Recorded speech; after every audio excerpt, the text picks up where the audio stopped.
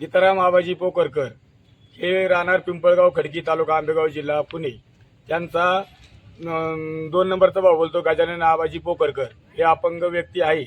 फक्त आमचे म्हणणे आहे का तिथं सिटी कॅमेरा आहे.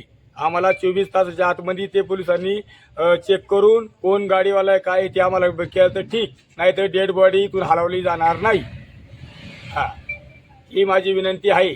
मग इथे ते झाल्याशिवाय कृषीच झाल्याशिवाय मी काय हलवून देणार नाही. आम्हाला तो कोण उडून गेलाय काय उडून गेलाय त्याचा शोध लागलाच पाहिजे. आता आम्ही आज डेड बॉडी न्यायची मैत केल्यावर ते आम्हाला पोलीस बिलीस म्हणणार काय चुते ते जमणार नाही. आम्हाला पहिली काय कारवाई झाली पाहिजे.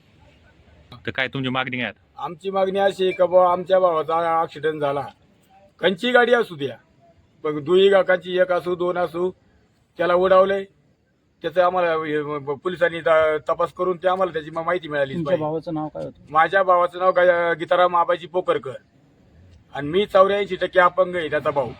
तर माझं एकच म्हणणे आहे का मला न्याय मिळाला पाहिजे. तो आता भावाच्या मागे कोणी कुटुंब? भावाच्या मागे मीच एकटा राहिलोय आणि भावाचा पोरे आहे मुलगा. हा, ओंकार शिवाजी पोकरकर. बरं, हे सगळं झालं मात्र अपघात काय झालं काय सांगा? आता अपघात आम्हाला काही माहिती नाही, पण हे पोलिसांनी सगळे कॅमेरे चेक करून हे आम्हाला झालं पाहिजे. कुठं झालं अपघात? काय अपघात स्टँड आहे ना पोलीस स्टेशनच्या समोरच. Traffic police? हा